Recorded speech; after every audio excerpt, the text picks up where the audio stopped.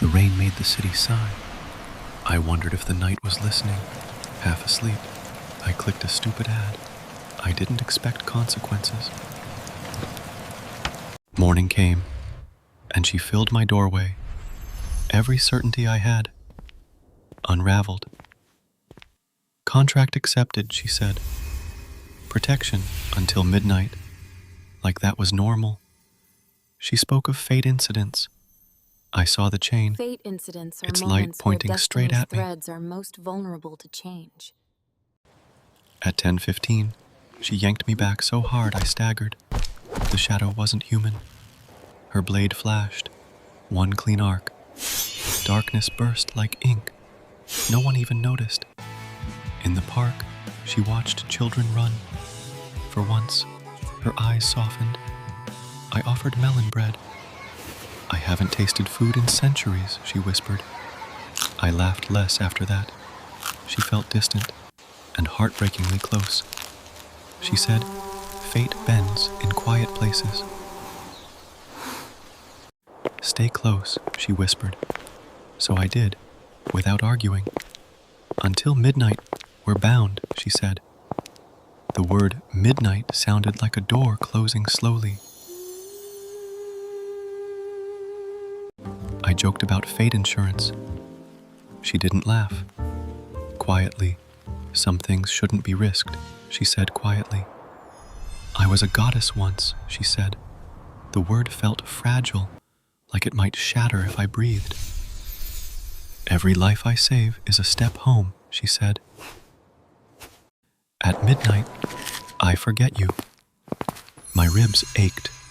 I tried to make the hours lighter. Under those lamps, it almost felt easy. The air cooled and thinned. She moved without thinking, as if danger breathed nearby. Clear lines, clear sight, she said. My stomach sank, like the night itself was waiting. He didn't shout, didn't need to.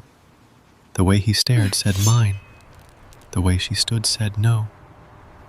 Steel rang over the water like a bell, and I knew our hours were already running out. She read the air like a map. Stay behind me, she said, and my fear obeyed first. He lifted his weapon like a claim. She answered with one quiet step that said everything. When steel kissed steel, the night peeled open, and our tether burned like a promise. The blade came for me, and she stepped into it like the choice was already made. In these hours, you're worth protecting, she breathed, and the world narrowed to her eyes. With one surge of light, the night let us go. We unraveled, and silence rushed back in. I didn't realize I was shaking until the world stopped moving, and she let me breathe again. I wanted better words than thank you, but all I had was the way I said it. For a few quiet minutes, it felt like the city had made a small, secret room just for us. She didn't say midnight, but the chain did. A small pulse, like a clock under the skin. We ducked into the bright quiet of a konbini, and for a second, the world felt simple again.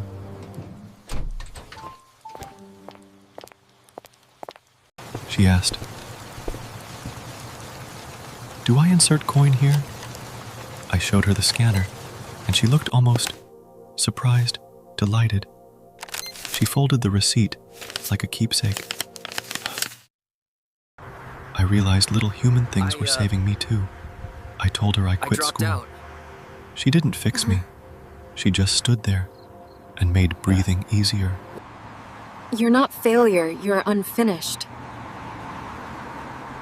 And my chest unclenched like dawn. I wrote a wish I couldn't say out loud. She heard it anyway somehow. She traced the letters with her eyes, Let her and the chain remember. answered for her, slow and sorry. We didn't touch. Maybe we couldn't. The space between us said everything. 11:45. The city hushed. Every tick felt like a footstep inside my ribs. Will you remember? I asked anyway. Will you remember me? Her silence hurt more than any answer. Time thickened like honey. I wished for one more hour and heard the wish die in my throat.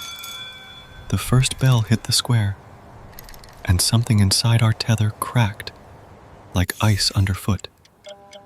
Each toll pulled a thread loose. I wanted to hold the light together with my hands. She said, "Goodbye, Kenji Sato." The square swallowed the words like it had practiced. "Wait," I reached without touching. The word cracked like glass in the cold air. "No," she whispered, "but maybe The answers you my seek heart will." are within the flow I of broke time and held itself. together at once. I waited for her to come back like a breath, but the night stayed empty and kind. My footsteps didn't echo. Maybe the city was trying not to wake what we'd lost. I didn't turn on the light. I wanted the dark to hold the shape she left behind. I kept one small proof on the table. Flimsy plastic that somehow felt heavier than fate.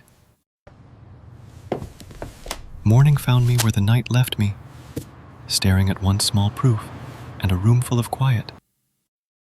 I searched everywhere. No listing, no history, like she never existed, except here. If she has to forget, then I'll do the opposite. I'll remember for two. I walked the blocks we'd crossed, as if footsteps could bloom her back into the world. Every familiar corner felt like an echo, but echoes don't hold you when you fall. I brought the same bread to the same bench, as if routine could teach the heart a spell. She taught me protection looks small sometimes. A shared snack, a softer voice, a steadier step. I came back to where I'd told the truth out loud. Wood and ink still holding what I couldn't. My breath caught. A line I didn't write. It felt like a memory standing outside its house. I didn't chase the miracle. I let it rest. Some doors open softer when you wait. There she was, bright as noon, tied to someone else. My name fell silent on my tongue. Her eyes touched mine, soft, empty of yesterday.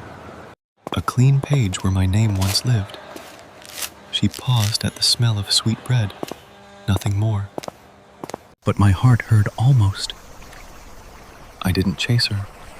I chose to keep what I had. A sweetness that didn't need an answer. She guarded me for hours. Maybe I can guard someone for a minute. I brought back what I could carry. A light thing that somehow held everything. Sighs. I tried to be brave, but love makes its own weather. And mine finally rained. She taught me what protection looks like. Thank you, mister. I could start with this. Small, steady, enough. If she must forget, I'll do the remembering. In ink, in breath, in the spaces she kept safe. She may forget, but maybe her heart remembers.